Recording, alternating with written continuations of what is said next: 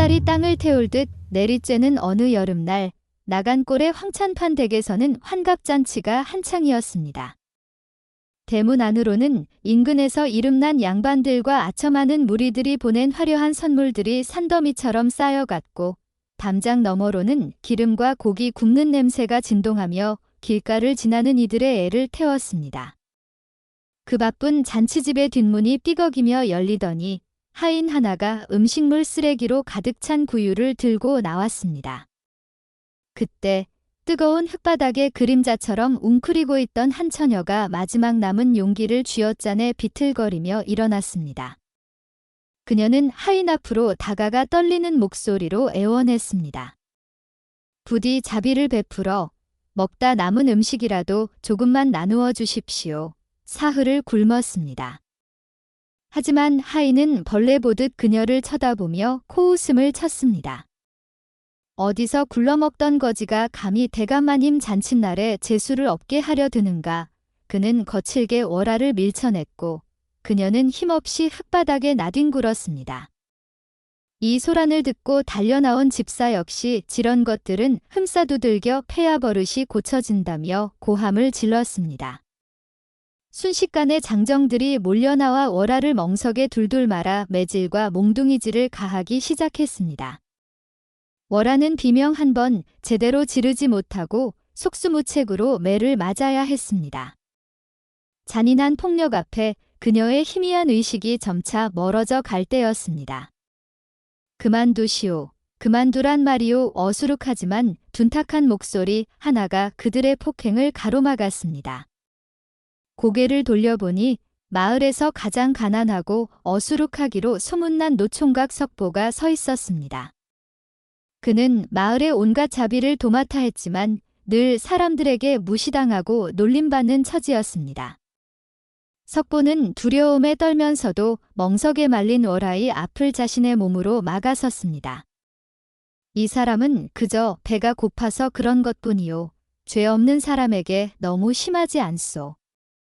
이놈이 미쳤나.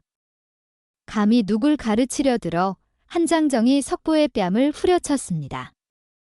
석보의 입가에서 피가 터져 나왔지만 그는 꿈쩍도 하지 않고 월화를 감쌌습니다. 그의 우직하고 순박한 눈에는 옳지 않은 일에 대한 서툴지만 강한 저항의 빛이 담겨 있었습니다. 소란이 커지자 마침내 황찬판이 거들먹거리며 밖으로 나왔습니다. 그는 석보를 보고 혀를 차며 말했습니다. 쯧쯧, 저런 모자란 노민이 끼리끼리 어울리는구나. 내 오늘 환갑잔치이니 특별히 내 체면을 봐서 저 계집은 살려주마. 당장 내 놈과 함께 내 눈앞에서 사라지거라. 석보는 황급히 월화를 둘러싼 멍석을 풀었습니다. 월화는 이미 정신을 잃고 축 늘어져 있었습니다. 석보는 그런 그녀를 자신의 등에 조심스럽게 업었습니다. 그리고 돌아서려던 순간 그는 품에서 무언가를 꺼내 월화의 손에 쥐어주었습니다. 그것은 그가 하루 종일 뼈 빠지게 일하고 품삯 대신 받아온 그의 유일한 재산인 따끈한 찐 옥수수 한 개였습니다.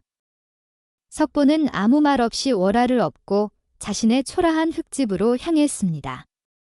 잠시 후 그의 등 위에서 희미한 의식을 되찾은 월화는 자신의 손에 쥐어진 따뜻한 옥수수의 온기를 느꼈습니다. 그 순간 그녀의 마른 눈에서 뜨거운 눈물 한 방울이 흘러내렸습니다. 세상의 모든 멸시와 폭력 속에서 그녀는 처음으로 인간의 따뜻한 온정을 느낀 것입니다. 그녀는 결심했습니다. 이 우직하고 선한 사내의 곁에 자신의 남은 생을 걸어보기로. 석보의 초라한 흙집은 마리집이지 금방이라도 무너질 듯한 위태로움에 가까웠습니다. 방 안에는 곰팡내와 약초 냄새가 뒤섞여 있었고 한쪽 구석에는 석보의 늙은 노모가 기침을 콜록거리며 누워 있었습니다. 월화는 그런 곳에서 며칠간 머물며 몸을 추슬렀습니다. 그녀는 더 이상 거지가 아니었습니다. 석보 모자에게 자신이 받은 은혜를 갚기 위해 부지런히 몸을 움직였습니다. 그녀는 석보의 낡은 옷을 꼼꼼히 꿰매주었고 집안 구석구석을 깨끗이 청소했습니다. 그리고 가장 정성을 쏟은 것은 자리에 누워있는 석보의 노모를 간호하는 일이었습니다. 월하는 본래 몰락한 양반가의 교수였기에 의술에 대한 약간의 지식이 있었습니다. 그녀는 뒷산에 올라 노모의 기침에 좋은 도라지와 맹문동을 캐왔고 그것을 정성껏 따려 하루 3번씩 노모에게 드렸습니다. 처음에는 낯선 처녀를 경계하던 노모도 월하의 지극정성에 점차 마음의 문을 열기 시작했습니다. 석보는 그런 월하의 모습을 묵묵히 지켜보았습니다. 그의 눈에 월하는 더 이상 남루한 거지가 아니었습니다. 그녀는 지혜롭고 따뜻하고 아름다운 여인이었습니다. 그는 난생 처음으로 누군가를 마음에 품는다는 것이 어떤 감정인지 깨닫게 되었습니다. 그는 며칠을 끙끙 앓다가 마침내 용기를 내어 월하에게 자신의 마음을 고백했습니다. 월하 낭자, 나처럼 못나고 가진 것 없는 놈이 감히 낭자를 마음에 품어도 되겠소. 그의 고백은 투박하고 서툴렀지만 그 안에는 진심이 담겨 있었습니다. 월하는 수줍게 미소 지으며 고개를 끄덕였습니다. 그녀 역시 석보의 우직하고 선한 마음에 이미 깊이 의지하고 있었기 때문입니다. 두 사람의 혼인 소식은 금세 마을에 퍼졌습니다. 그리고 사람들은 어김없이 그들을 조롱하고 비웃었습니다. 거지 노총각이 장가간다더니 딱 제 짝을 만났군. 거지끼리 살면 뭐가 나오나? 깡통이 나오지에 특히 황찬파는 두 사람의 혼인을 가장 큰 구경거리로 삼았습니다. 그는 혼례식 날 일부러 마을 사람들을 모두 불러 모아 잔치를 열었습니다. 물론 그 잔치는 두 사람을 축복하기 위한 것이 아니라 그들을 조롱하고 웃음거리로 만들기 위한 것이었습니다. 월하와 석보의 혼례는 초라하기 짝이 없었습니다. 신랑 신부가 입을 것이라고는 월하가 밤새 기워 만든 가장 깨끗한 무명옷뿐이었습니다. 차려진 음식이라고는 마을 사람들이 던져주듯 가져온 멀건 나물 몇 가지가 전부였습니다. 황찬파는 대청마루에 앉아 그런 두 사람의 모습을 보며 껄껄 웃었습니다. 과연 천생연분이로구나. 거지 노총각에게 딱 어울리는 거지 며느리가 아닌가? 하하, 그의 웃음소리를 따라 마을 사람들 역시 손뼉을 치며 두 사람을 비웃었습니다. 하지만 월하는 조금도 부끄러워하지 않았습니다. 그녀는 허리를 꼿꼿이 세우고 조롱하는 사람들을 당당하게 마주 보았습니다. 그리고는 자신의 곁에 서서 어쩔 줄 몰라 하는 석보의 손을 따뜻하게 잡아주었습니다. 그녀의 눈빛이 말하고 있었습니다. 괜찮아요. 우리가 함께라면 그 어떤 시련도 이겨낼 수 있어요. 월하와 석보의 소박한 행복은 그리 오래 가지 못했습니다.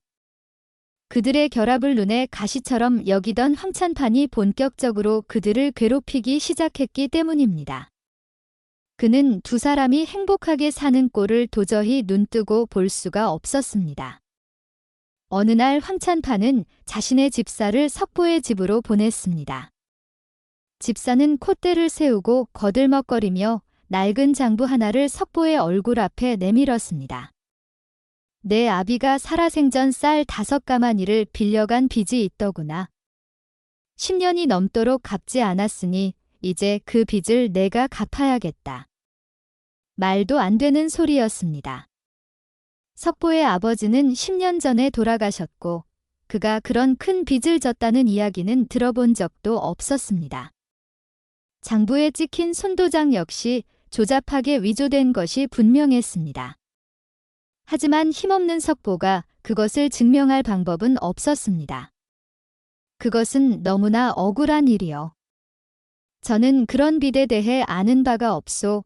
석보가 항변했지만 집사는 코웃음을 쳤습니다. 억울하면 관아에 가서 따지든지 하거라. 허나 이 고을원님이 누구 덕분에 그 자리에 앉아 있는지 너도 잘 알고 있겠지. 그것은 명백한 협박이었습니다. 황찬파는 이미 고을원님과 결탁하여 이 마을의 왕처럼 굴리고 있었습니다. 관아에 가봤자 문전박대를 당하거나 곤장만 맞고 쫓겨날 것이 뻔했습니다. 집사는 마지막 통첩을 날렸습니다. 묵은 이자까지 쳐서 쌀 10가마니를 갚지 못하면 내가 살고 있는 이 집과 그 손바닥만 한밭 농사까지 차압할 것이다. 그리 되면 너는 내 어미와 그거지 계집을 데리고 길바닥에 나앉게 될 줄 알 거라. 이 집사가 돌아간 후 석보는 그 자리에 주저앉아 땅을 치며 절망했습니다. 쌀 10가마니, 그것은 그가 평생을 일해도 만져보기 힘든 그야말로 하늘과 같은 돈이었습니다. 갓 결혼하여 이제 막 행복한 삶을 꿈꾸던 그에게 이것은 사형선고나 다름없었습니다. 월아, 미안하오. 나 같은 놈을 만나 당신까지 고생하게 되었구려. 석보는 아내의 얼굴 차마 마주보지 못하고 고개를 떨구었습니다. 그의 어깨는 무거운 절망감에 축 처져 있었습니다. 이제 그들에게 남은 것은 꼼짝없이 길거리로 쫓겨날 운명뿐인 것처럼 보였습니다. 석보가 절망에 빠져 한숨만 내쉬고 있을 때 월아는 달랐습니다. 그녀의 눈은 눈물 대신 차가운 분노와 함께 무언가를 해결하려는 총기로 빛나고 있었습니다.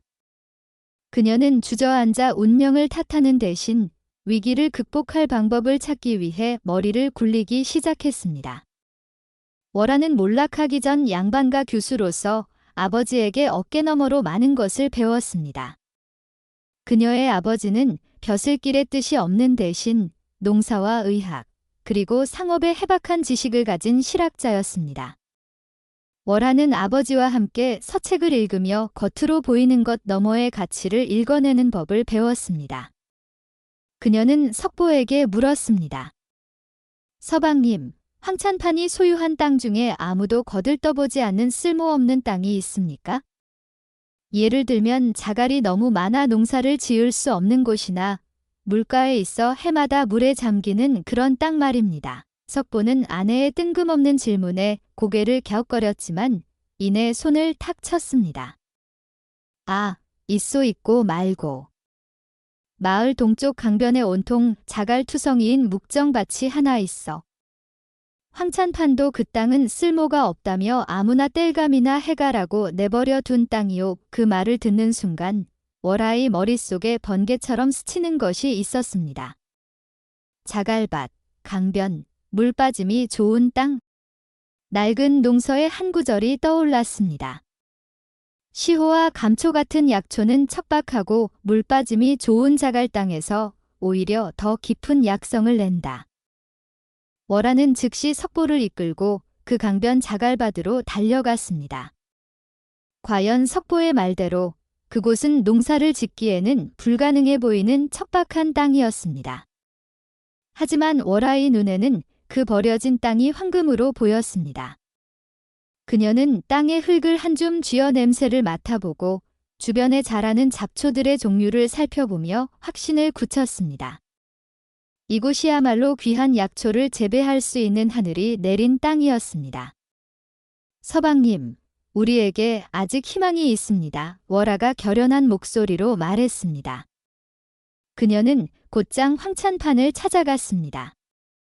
그리고는 당돌한 제안을 했습니다. 대감마님, 저희가 빚을 갚을 길이 막막하니 부디 자비를 베풀어 주십시오. 저 동쪽 강변에 쓸모없는 자갈밭을 저희에게 쌀 한 가마니 빚에 넘겨주십시오. 그러면 저희는 이 마을을 떠나 그곳에서 조용히 살겠습니다. 황찬판은 월아의 제안에 콧방귀를 뀌었습니다. 어차피 버려둔 땅이니 쌀 한 가마니라도 받고 처분하는 것이 이득이라 생각했지요.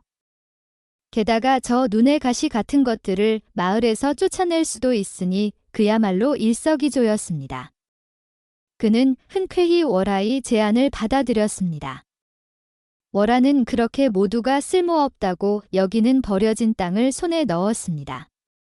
그녀의 숨겨진 재능은 사물의 본질을 꿰뚫어보는 해안이었습니다.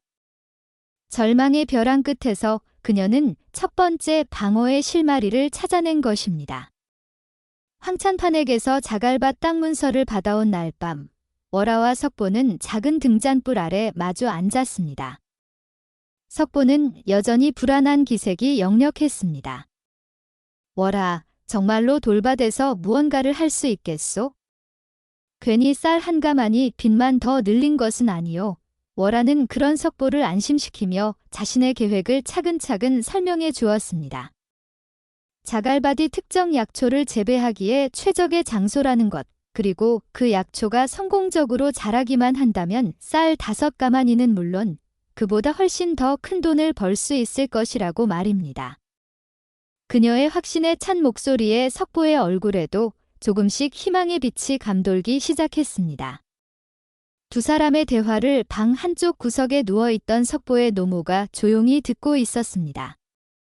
그녀는 며느리가 들어온 이후로 아들의 얼굴에 웃음이 되살아나고 집안에 활기가 도는 것을 느끼고 있었습니다.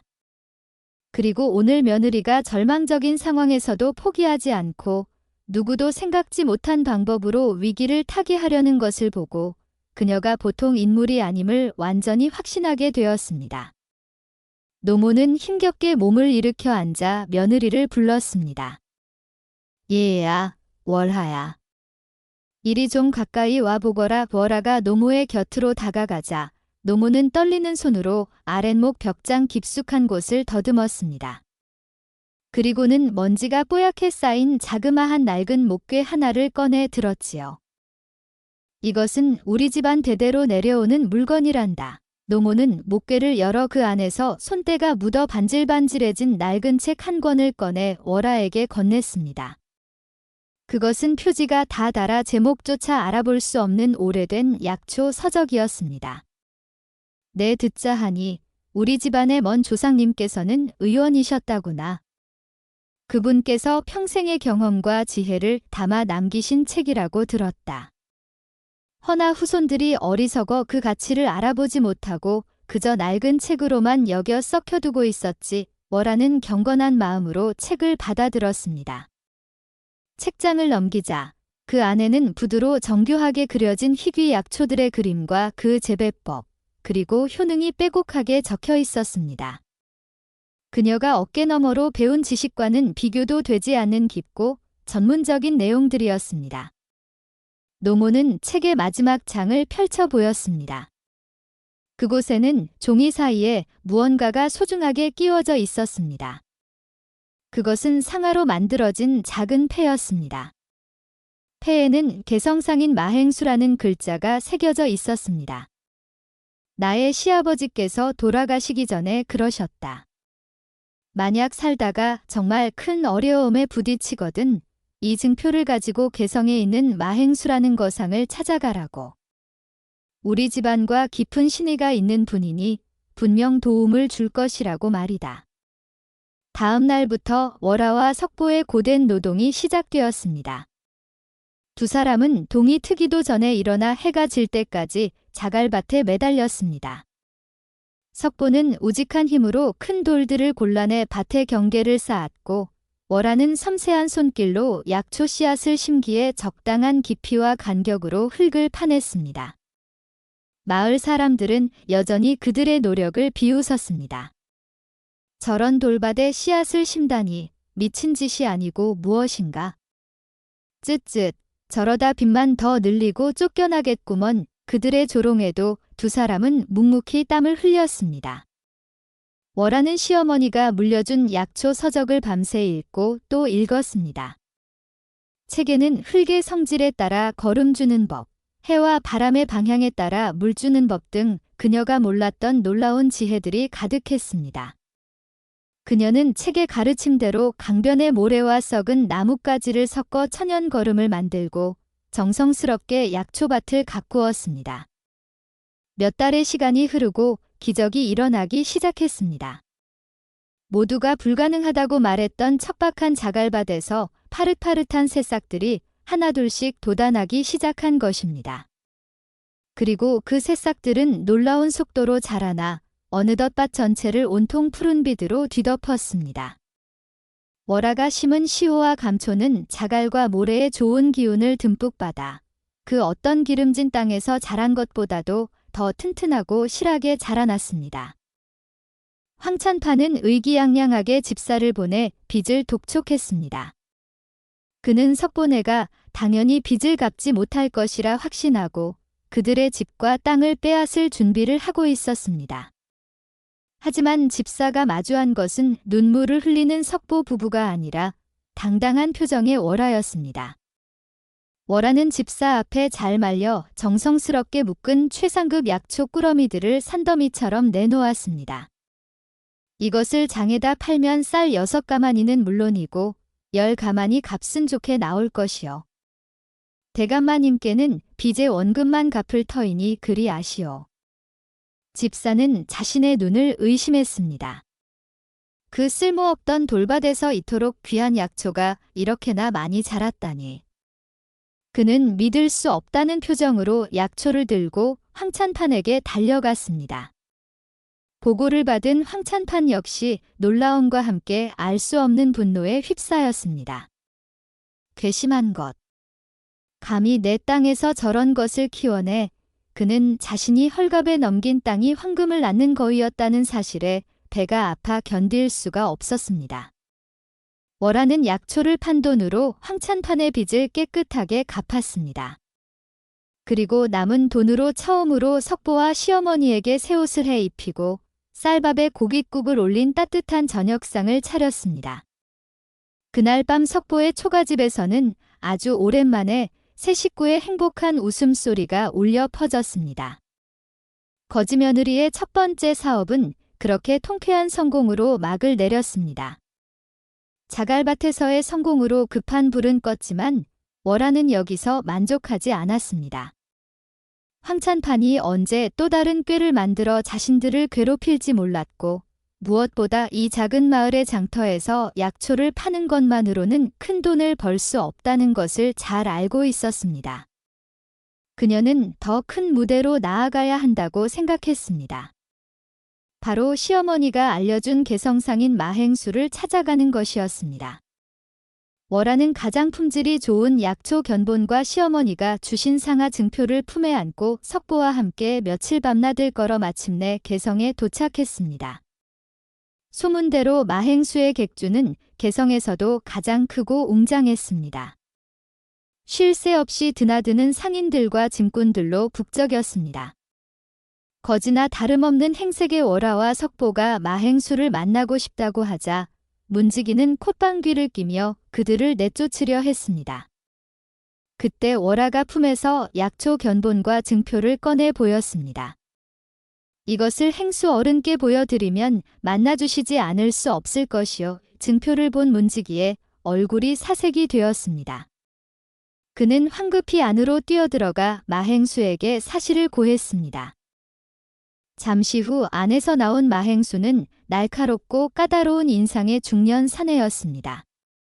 그는 월화의 행색을 위아래로 훑어보며 의심스러운 눈초리로 물었습니다. 이 증표는 어찌하여 내 놈이 가지고 있는 것이냐? 월화는 당황하지 않고 차분하게 자신의 신분과 석보의 집안과 마행수 집안의 오랜 인연에 대해 설명했습니다.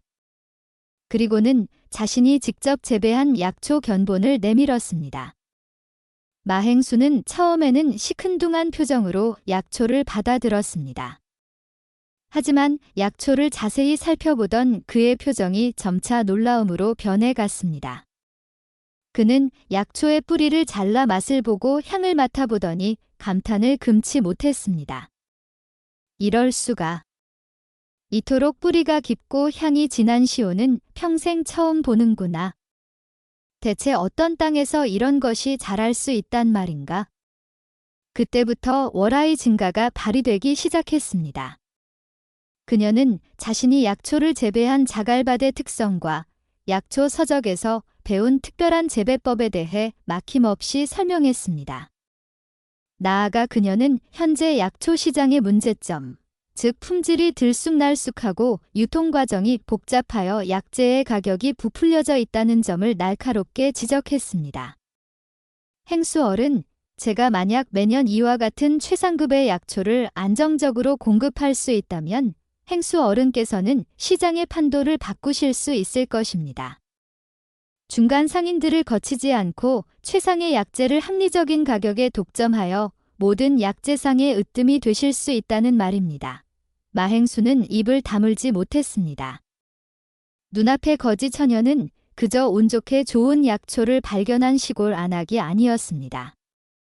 그녀는 시장의 흐름을 꿰뚫어 보고 자신의 가치를 정확히 알리며 상대방의 마음을 움직일 줄 아는 타고난 상인의 기질을 지닌 인물이었습니다. 마행수는 그 자리에서 무릎을 탁 쳤습니다. 좋다. 내가 너를 믿어보겠다. 그는 월아와 그녀가 앞으로 재배할 모든 약초를 시중 최고가로 사들이겠다는 독점 계약을 맺었습니다. 그리고는 아무도 예상치 못한 파격적인 제안을 했습니다. 너의 그릇을 보니 더 큰 일을 할 사람이다. 여기 앞으로의 사업에 미천으로 쓰거라. 그는 막대한 양의 계약금을 그 자리에서 선지급했습니다. 기회는 이렇듯 철저하게 준비된 자에게 찾아오는 법이었습니다. 마행수에게서 받은 막대한 계약금은 월아의 삶을 송두리째 바꿔놓았습니다. 그녀는 이제 더 이상 하루 벌어 하루 먹고 사는 가난한 안악이 아니었습니다. 그녀의 손에는 황찬판이 평생을 긁어모은 재산의 버금가는 큰 돈이 쥐어져 있었습니다. 석보는 자신의 눈앞에 놓인 돈다발을 보고도 그것이 현실인지 꿈인지 분간하지 못할 정도였습니다. 하지만 월아는 갑작스러운 부에 취해 흥청망청 돈을 쓰지 않았습니다. 그녀의 목표는 분명했으니까요. 그녀는 먼저 자신처럼 황찬판의 횡포에 시달리는 가난한 마을 사람들을 돕기로 했습니다. 그녀는 마을을 돌아다니며 황찬판에게 빚을 져고 땅을 빼앗길 위기에 처한 소작인들을 찾아갔습니다. 그리고는 그들에게 제안했습니다. 제가 그 빚을 대신 갚아드리겠습니다. 대신 저에게 그 밭을 파십시오. 물론 시세보다 더 후한 값을 쳐드릴 것입니다. 처음에 사람들은 그녀의 제안을 믿지 못하고 의심했습니다. 거지 며느리가 갑자기 어디서 저런 큰 돈이 났을까? 혹시 황찬판보다 더 악독한 지주가 되려는 것은 아닐까? 하지만 월아는 그들의 불안을 따뜻한 진심으로 잠재웠습니다. 걱정 마십시오. 저는 여러분의 삶의 터전을 빼앗으려는 것이 아닙니다. 밭을 저에게 파신 뒤에도 여러분은 계속해서 그 밭에서 농사를 지으시면 됩니다.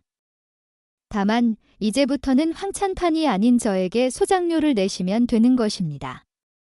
약속드리건대 제가 받는 소작료는 황찬판이 받던 것의 절반에도 미치지 못할 것입니다.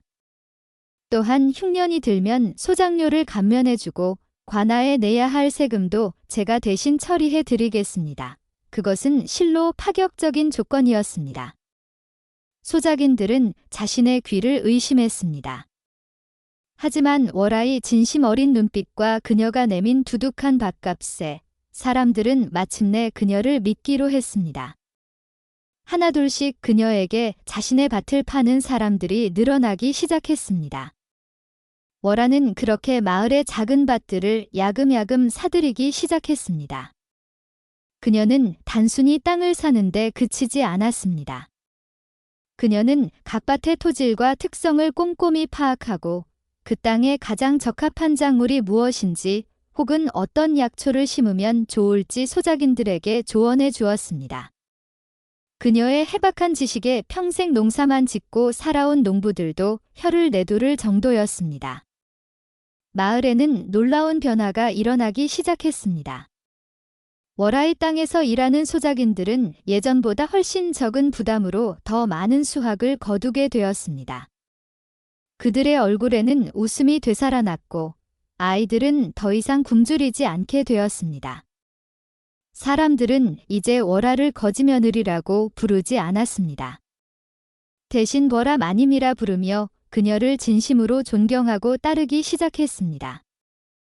월아는 그렇게 돈으로 땅을 사는 것이 아니라 진심으로 사람의 마음을 얻으며 마을의 새로운 구심점으로 떠오르고 있었습니다. 월아가 마을의 새로운 실세로 떠오르자 가장 속이 타는 사람은 바로 황찬판이었습니다.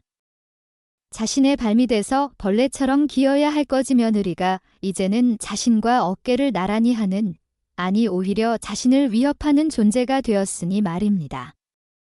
자신의 소작인들이 하나둘씩 월화에게 땅을 팔고 떠나가는 것을 보며 그는 참을 수 없는 분노와 위기감을 느꼈습니다. 괘씸한 것. 저 요망한 계집이 감히 내 것을 넘봐 황찬파는 더 이상 월화를 내버려 둘 수 없다고 판단하고 본격적으로 그녀를 무너뜨리기 위한 비열한 계략을 꾸미기 시작했습니다. 그는 먼저 자신의 오랜 뒷배인 고을원님을 찾아갔습니다. 그는 원님에게 막대한 뇌물을 바치며 월화의 손을 봐달라고 청탁했습니다. 며칠 후 관아의 포졸들이 월화의 집으로 들이닥쳤습니다.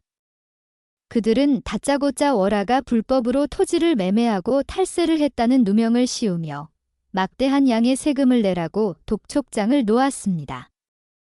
만약 세금을 내지 못하면 그녀가 산 모든 땅을 관아에서 몰수하겠다는 협박과 함께였습니다. 평범한 사람이었다면 관아의 압박에 속수무책으로 무너질 수밖에 없는 상황이었습니다. 하지만 월화는 금방 쉽게 당할 상대가 아니었습니다. 관아의 횡포에도 그녀는 눈 하나 깜짝하지 않았습니다. 그리고 관아의 세금 폭탄이 실패로 돌아가자 황찬파는 더욱 악랄한 방법을 사용했습니다. 그는 저잣거리의 왈패들을 돈으로 매수했습니다. 그리고는 한밤중에 그들을 시켜 월화의 가장 큰 자산인 강변 약초밭을 엉망으로 만들어 놓으라고 지시했습니다. 그 계집의 돈줄을 완전히 끊어버려라.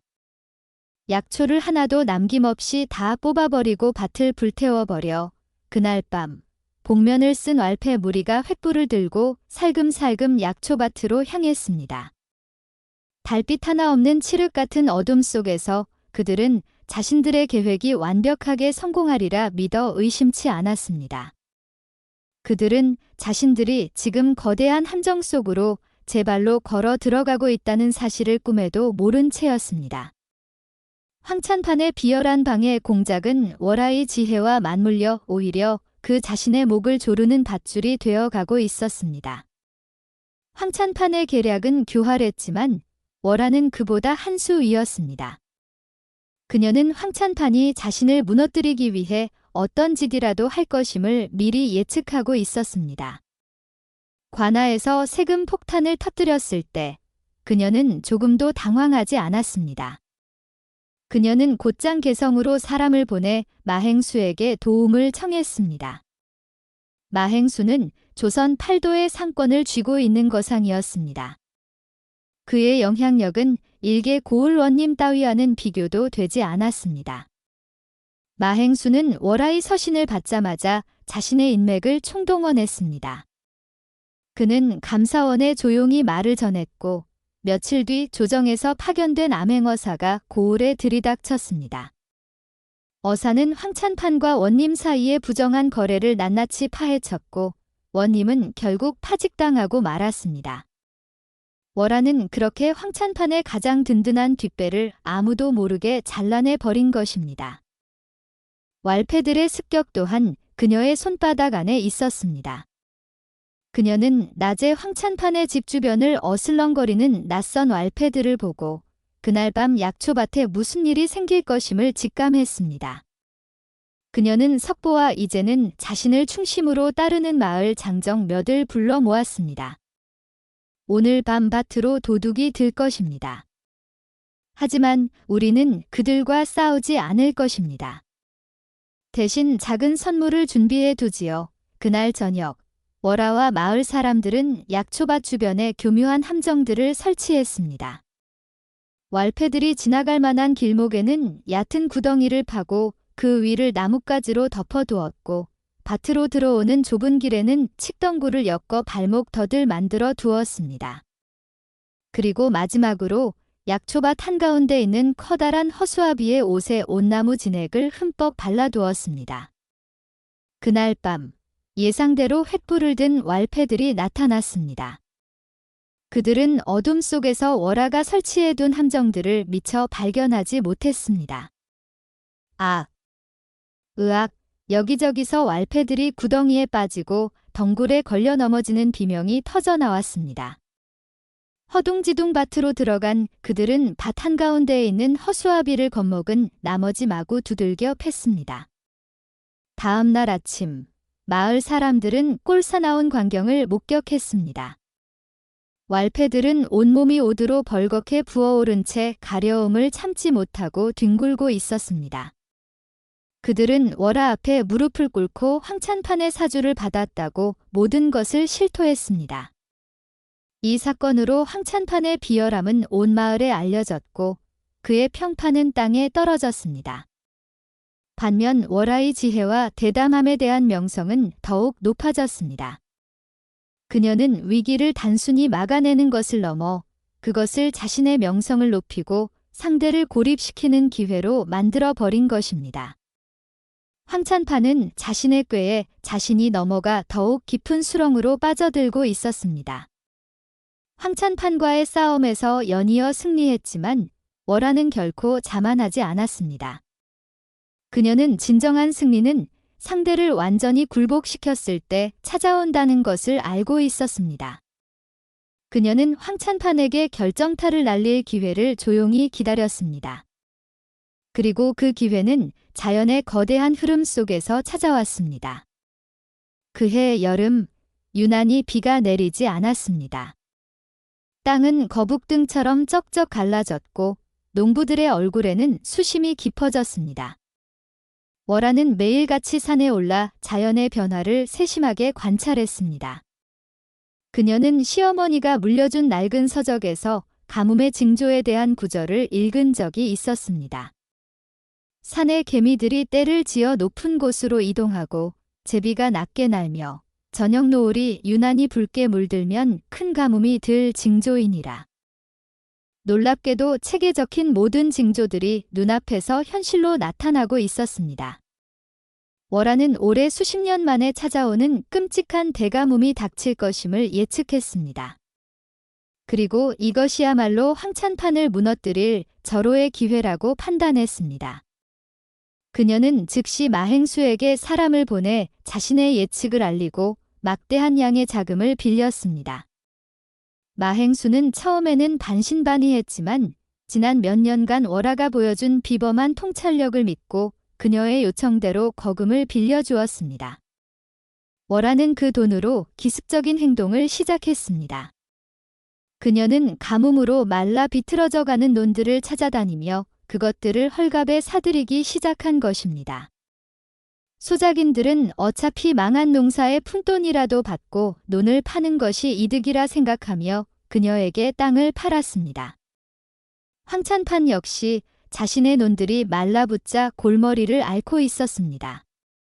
그러던 중 월하가 흉년 논들을 사들인다는 소문을 듣고는 쾌재를 불렀습니다.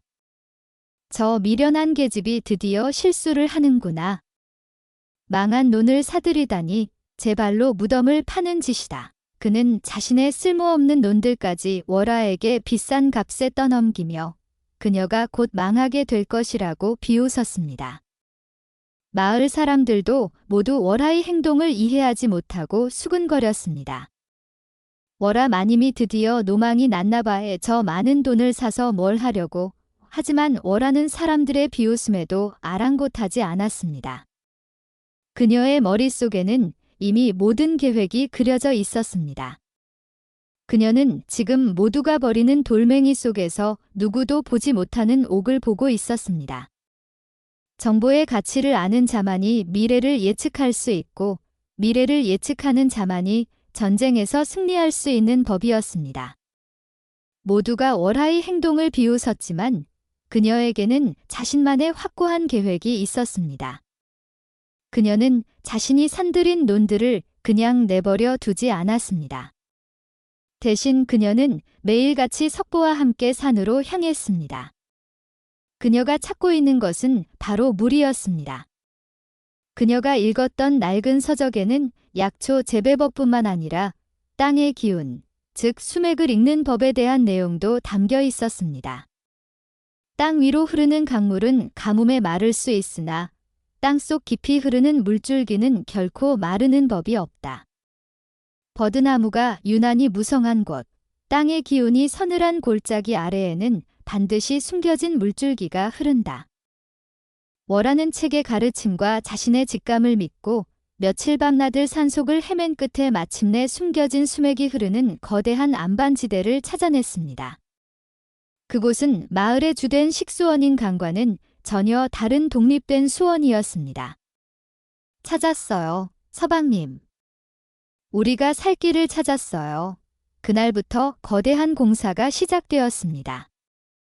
월하는 자신의 땅에서 일하는 모든 소작인들을 동원했습니다. 그녀는 그들에게 넉넉한 품삯을 약속하고 가뭄을 이겨낼 희망을 심어주었습니다. 나를 믿고 따라주시오. 내가 여러분의 논에 물을 대주겠소. 사람들은 반신반의하면서도 그녀의 카리스마와 설득력에 이끌려 공사에 참여했습니다. 그들은 월하의 지시에 따라 산의 안반지대부터 그녀가 산들인 농지까지 이어지는 거대한 수로를 파기 시작했습니다. 돌을 깨고 흙을 파내는 고된 작업이 며칠 밤낮으로 이어졌습니다. 한편 황찬파는 자신의 힘을 이용하여 마을의 강물을 독점하고 있었습니다. 그는 강 상류에 둑을 쌓아 오직 자신의 논에만 물을 댔습니다. 하지만 연일 계속되는 폭염에 그 강물마저 서서히 말라붙고 있었습니다. 그는 월하가 산속에서 흙파기 노름이나 하고 있다는 소문을 듣고 그녀의 어리석음을 비웃을 뿐이었습니다. 마침내 수로가 완성되던 날, 석보가 마지막 바위를 깨뜨리자 그 틈새로 시원한 지하수가 콸콸 쏟아져 나오기 시작했습니다. 물이다. 물이 터졌다. 사람들은 환호성을 지르며 서로를 부둥켜 안았습니다. 시원한 물줄기는 새로 만든 수로를 따라 월하가 사들였던 마른 논들을 구석구석 적시기 시작했습니다. 메말랐던 땅이 다시 생명을 되찾는 순간이었습니다. 여름이 끝나고 가을이 찾아왔을 때 나간골의 풍경은 극명하게 갈렸습니다. 수십 년 만에 찾아온 최악의 가뭄은 마을의 운명을 송두리째 뒤바꿔 놓았습니다. 황찬판의 논은 그야말로 처참했습니다. 그가 독점했던 강물은 진작 바닥을 드러냈고 그의 광활한 논은 금이가 쩍쩍 갈라져 있었습니다. 벼이삭들은 알갱이 하나 제대로 맺지 못하고 쭉정이가 되어 고개를 숙였습니다. 그는 평생 처음 겪는 대흉년 앞에서 망연자실할 뿐이었습니다. 소작인들은 한 해 농사를 완전히 망쳤고 그의 곳간은 텅 비게 될 것이 자명했습니다. 반면 월하의 논은 기적과도 같은 풍경을 연출하고 있었습니다. 그녀가 만든 새로운 수로에서 흘러나온 물은 가뭄 내내 마르지 않고 그녀의 모든 논을 풍요롭게 적셔 주었습니다. 덕분에 그녀의 논에서는 벼들이 황금비두로 탐스럽게 익어 고개를 들 수 없을 정도로 빽빽하게 들어차 있었습니다. 유례없는 대풍년이었습니다. 추수가 시작되자 두 사람의 엇갈린 운명은 더욱 명확해졌습니다. 황찬판의 논에서는 곡소리가 울려 퍼졌지만 월하의 논에서는 풍악소리와 함께 즐거운 추수 노래가 울려 퍼졌습니다. 월하의 땅에서 일한 소작인들은 한바탕 웃음을 지으며 자신들을 구해준 월하의 지혜에 감사와 존경을 보냈습니다. 전세는 완벽하게 역전되었습니다. 가뭄으로 인해 전국의 쌀값이 천정부지로 치솟았습니다. 월하는 이 기회를 놓치지 않았습니다. 그녀는 마행수와 협력하여 자신이 수확한 막대한 양의 쌀을 적절한 시기에 시장에 풀어놓았습니다. 그녀는 쌀을 무작정 비싸게 팔아 폭리를 취하지 않았습니다. 대신 굶주리는 백성들을 위해 관아에 구량미를 기부하고 마을 사람들에게는 저렴한 가격으로 쌀을 나누어 주었습니다. 그녀의 이름은 이제 단순한 부자를 넘어 선한 의인으로 칭송받기 시작했습니다. 월하는 쌀을 팔아 얻은 막대한 이익으로 마행수에게 빌렸던 돈을 모두 갚고도 남을 만큼의 부를 축적했습니다. 그녀는 이제 명실상부한 고을 최고의 부자가 된 것입니다. 모든 것이 뒤바뀌었습니다. 불과 1년 전 잔치집에서 쫓겨나던 거지 처녀는 이제 모두가 우러러보는 존재가 되었고 마을의 왕처럼 굴리던 악덕지주는 몰락의 벼랑 끝으로 내몰리게 되었습니다. 대풍년을 맞은 월하의 명성과 부는 날이 갈수록 높아져만 갔습니다.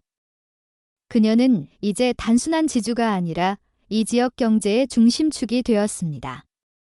그녀의 객주에는 개성과 한양에서 온 상인들이 줄을 섰고 그녀의 말 한마디의 쌀과 약초의 시세가 움직일 정도였습니다. 반면 황찬판의 삶은 나락으로 떨어지고 있었습니다. 흉년으로 인해 그는 소작료를 한 톨도 거두지 못했습니다. 당장 관아에 바쳐야 할 세금조차 내지 못하는 처지가 되었습니다. 혈상가상으로 그동안 그에게 돈을 빌려주고 아첨하던 자들이 이제는 빚을 갚으라며 그의 집문턱이 닳도록 드나들기 시작했습니다. 그가 평생을 바쳐 쌓아 올린 탐욕의 성이 모래성처럼 허무하게 무너져 내리고 있었습니다. 그는 가산을 정리하기 시작했습니다. 값비싼 비단옷과 가구들을 내다 팔고 애지중지하던 서화와 도자기도 헐값에 넘겨야 했습니다. 하지만 그것만으로는 그의 막대한 빚을 감당할 수 없었습니다. 결국 그는 자신의 목숨과도 같았던 땅을 하나씩 팔기 시작했습니다. 그리고 공교롭게도 그 땅을 사들이는 사람은 언제나 단 한 명이었습니다. 바로 월하였습니다. 월하는 황찬판이 내놓는 땅들을 시세에 따라 정당한 값을 치르고 차례차례 사들였습니다. 그녀는 결코 그를 조롱하거나 그의 불행을 고소해하지 않았습니다. 그저 묵묵히 계약서에 도장을 찍을 뿐이었습니다. 그녀의 그런 담담한 태도가 황찬판에게는 더 큰 굴욕과 공포로 다가왔습니다. 2년, 내 놈이 처음부터 이 모든 것을 계획한 것이었더냐? 황찬판은 핏발선 눈으로 월하를 노려보며 으르렁거렸지만 그의 목소리에는 더 이상 예전의 위세가 담겨 있지 않았습니다. 시간이 흐를수록 황찬판이 소유했던 땅들은 모두 월하의 이름으로 바뀌어 갔습니다. 그가 평생을 바쳐 백성의 고혈을 짜내어 모았던 그 모든 부가 이제는 그가 가장 멸시했던 거지 며느리의 손안으로 고스란히 넘어가고 있었습니다. 역사의 아이러니였습니다. 마침내 황찬판에게 남은 것은 그가 살고 있는 거대한 기와집 한 채와 아주 작은 땅 조각 하나뿐이었습니다. 그는 텅 빈 집안에 홀로 앉아 창밖으로 보이는 자신의 옛 땅들을 바라보며 통한의 눈물을 흘렸습니다. 그가 그토록 멸시하고 짓밟던 작은 돌멩이가 결국 자신의 거대한 성을 무너뜨리는 주춧돌이 되었다는 사실을 그는 뒤늦게야 깨닫고 있었습니다. 빚쟁이들의 성화는 날이 갈수록 심해졌습니다. 황찬판은 결국 마지막 남은 기와집마저 팔아 빚을 갚아야 할 처지에 몰렸습니다. 그는 이제 빈털터리가 되어 길거리에 나앉을 운명이었습니다. 그에게 남은 마지막 재산이라고는 차마 팔 수 없어 남겨두었던 아주 작은 땅 조각 하나뿐이었습니다. 아이러니컬하게도 그 땅은 바로 10수년 전 그가 석보의 아버지에게서 빚 대신 빼앗았던 손바닥만 한 밭과 그 위에 있던 초가집 터였습니다. 그는 그 땅이 너무나 보잘것없어 다른 사람에게 팔 생각조차 하지 않고 묻어두고 있었습니다. 빚쟁이들에게 모든 것을 빼앗기고 쫓겨나던 날, 황찬판은 마지막 남은 그 낡은 땅 문서 한 장을 품에 채 망연자실하게 길을 걸었습니다. 갈 곳도 오라는 곳도 없었습니다. 그가 평생을 믿어왔던 돈과 권력은 이제 신기루처럼 사라져 버렸습니다. 며칠을 굶주리며 거리를 헤매던 그는 마침내 마지막 자존심마저 버리기로 결심했습니다. 그는 품속에 땅 문서를 꺼내 들고 비틀거리는 걸음으로 월하의 집을 향했습니다. 예전에는 자신의 집을 향해 머리를 조아리던 그 길을 이제는 자신이 머리를 조아리기 위해 거꾸로 걷고 있었습니다. 월하의 집 대문 앞에 이르렀을 때 그는 차마 안으로 들어갈 용기가 나지 않았습니다. 그는 대문 앞에서 한참을 서성이다가 결국 땅바닥에 털썩 주저앉아 버렸습니다. 한때 이 고을의 하늘과도 같았던 그의 모습은 이제 남루한 행색의 늙은 거지에 불과했습니다. 그때 문이 열리고 월화가 밖으로 나왔습니다. 그녀는 대문 앞에 주저앉아 있는 황찬판을 보고도 조금도 놀라거나 당황하지 않았습니다. 마치 그가 올 것을 미리 알고 있다는 듯 평온한 표정이었습니다. 황찬판은 고개를 들지 못하고 흙 묻은 손으로 낡은 땅 문서를 그녀에게 내밀었습니다. 그의 목소리는 갈라져 거의 들리지 않을 정도였습니다. 이것이라도 사주시오. 이 늙은이 밥이라도 한술 뜨고 죽어야 하지 않겠소? 월화는 황찬판이 내민 낡은 땅 문서를 들고 그의 초라한 행색을 가만히 내려다보았습니다. 그녀의 마음속에 1년 전 자신이 이 집 앞에서 멍석에 말려 매를 당하던 그날의 기억이 스쳐 지나갔습니다. 그때의 굴욕과 아픔, 그리고 자신을 감싸주던 한 사내의 따뜻한 온기까지. 모든 것이 어제 일처럼 생생했습니다. 그녀는 천천히 입을 열었습니다. 그녀의 목소리는 차갑지도 뜨겁지도 않은 강물처럼 깊고 평온한 소리였습니다. 참판 어른, 제가 어른의 땅을 수없이 사보았지만 땅처럼 보잘것없는 것은 처음 봅니다. 묵정밭이라 농사를 지을 수도 없고 집을 짓기에도 너무나 좁으니 사실상 그 가치는 쌀 한 톨도 되지 않을 것입니다. 황찬판의 얼굴이 절망으로 더욱 일그러졌습니다. 그는 월화가 자신의 마지막 남은 땅마저 거절할 것이라 생각하고 그대로 고개를 땅에 박았습니다. 하지만 월화의 말은 거기서 끝나지 않았습니다. 허나 내 오늘 특별한 값을 쳐서 이 땅을 사드리겠습니다. 황찬판의 눈에 희미한 희망의 빛이 떠올랐습니다. 그는 고개를 들어 월화를 쳐다보았습니다.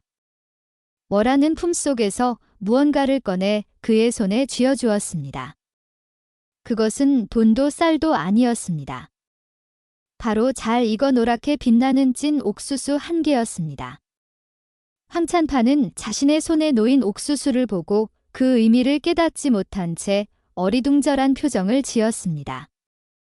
월화는 그런 그를 보며 나지막이 말했습니다. 제가 이 집 앞에서 죽어가고 있을 때 한 사내가 저에게 찐 옥수수 한 개를 건네 주었습니다.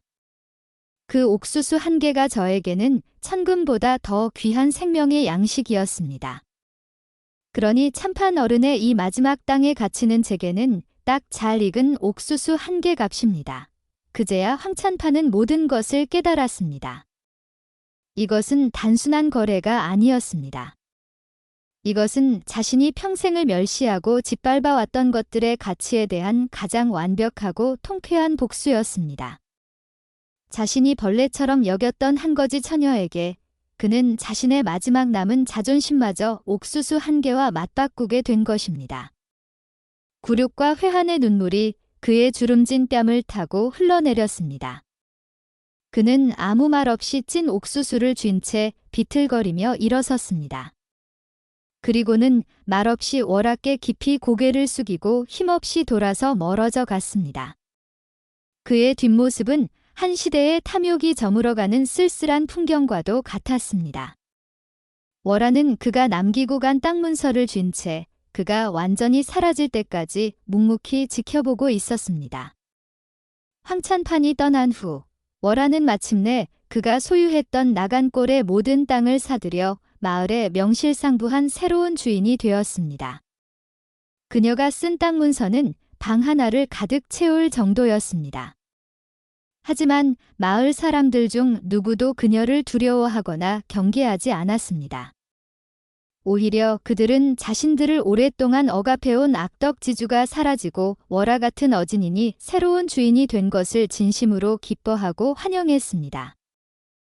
월화는 가장 먼저 소작 제도를 개혁했습니다. 그녀는 황찬판이 받던 과도한 소작료를 절반 이하로 대폭 낮췄습니다. 그리고 해마다 풍년과 흉년에 따라 소작료를 탄력적으로 조정하는 합리적인 제도를 도입했습니다.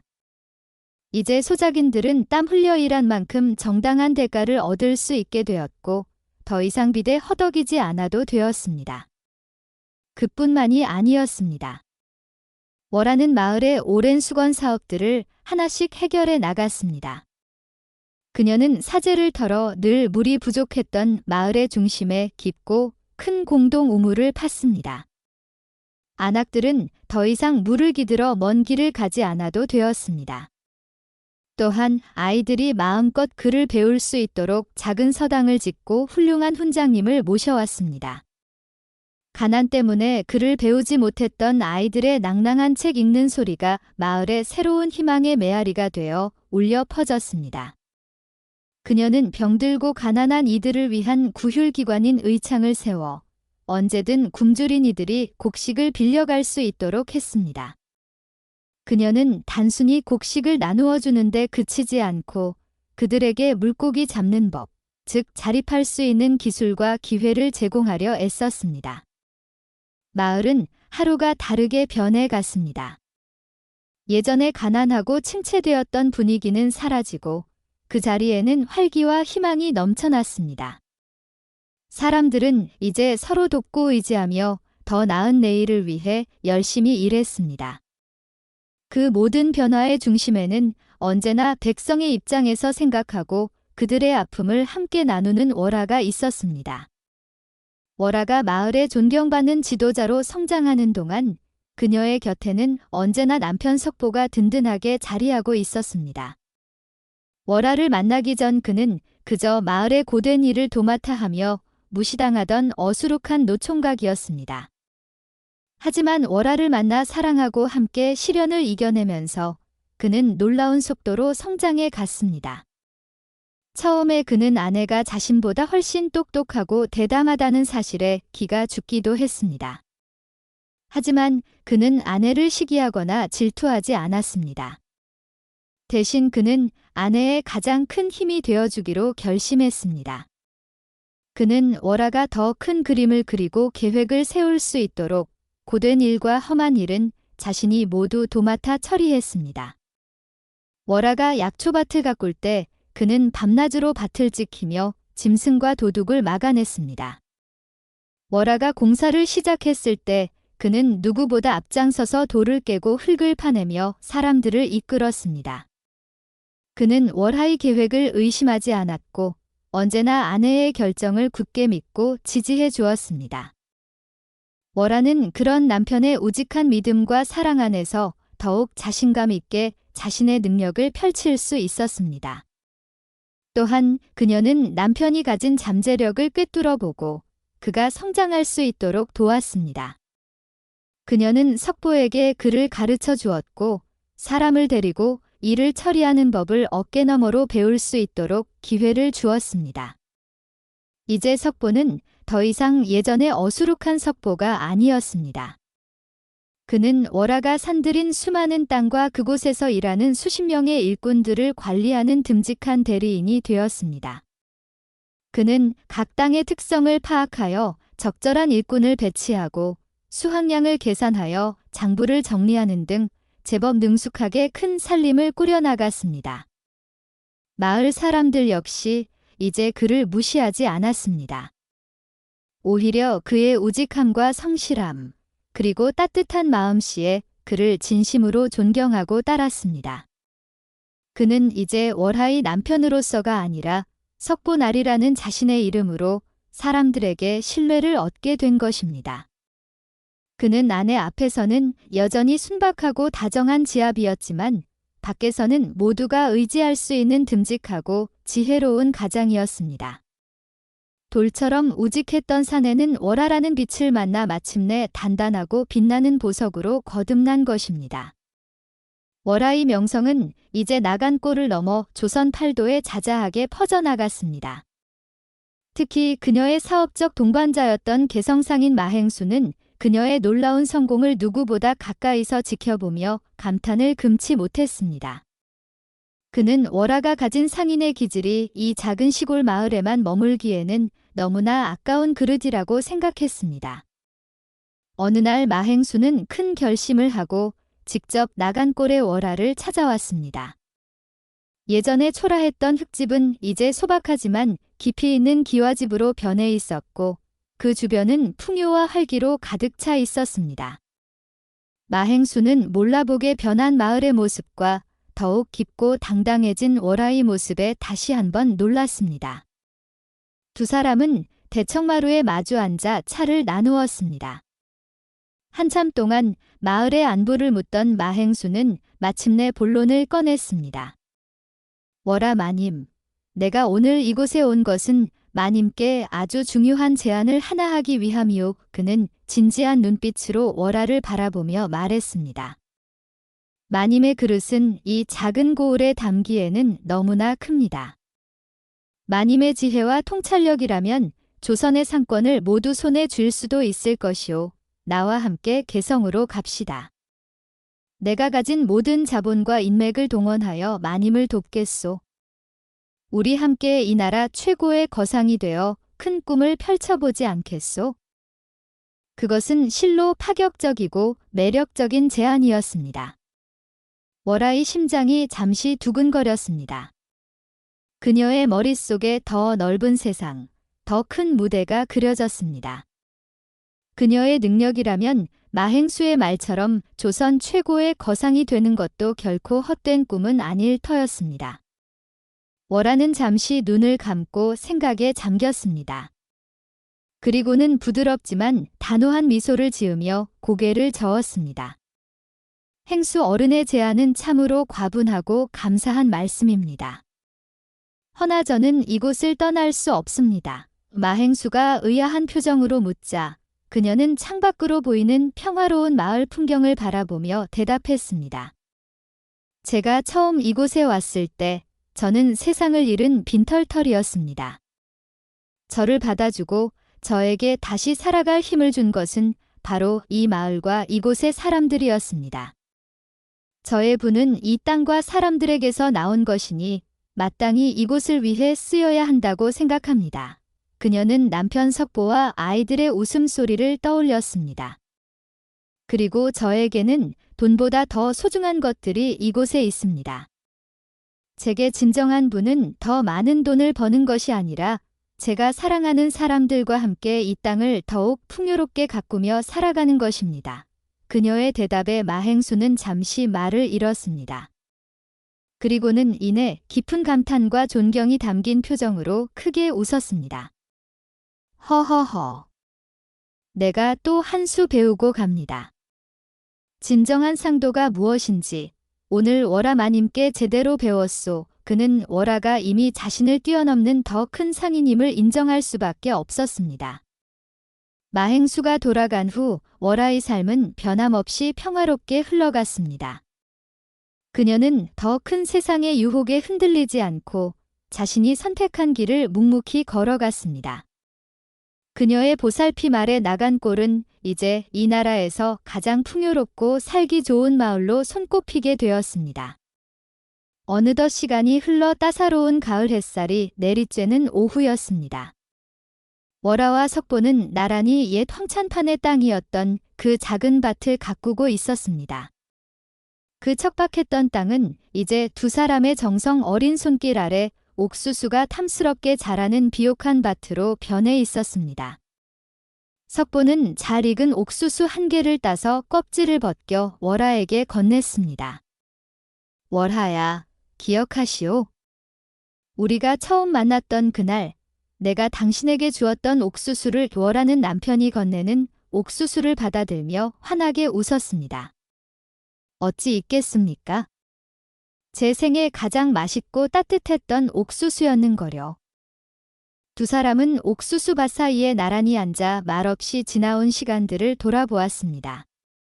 멸시받던 거지 처녀에서 마을에 존경받는 대모가 되기까지 그 길고 험난했던 여정 속에는 언제나 이 옥수수 한 개처럼 따뜻했던 서로의 마음이 함께 있었습니다. 월하는 문득 깨달았습니다. 진정한 부란 무엇일까? 그것은 결코 넘쳐나는 돈이나 광활한 땅이 아니었습니다.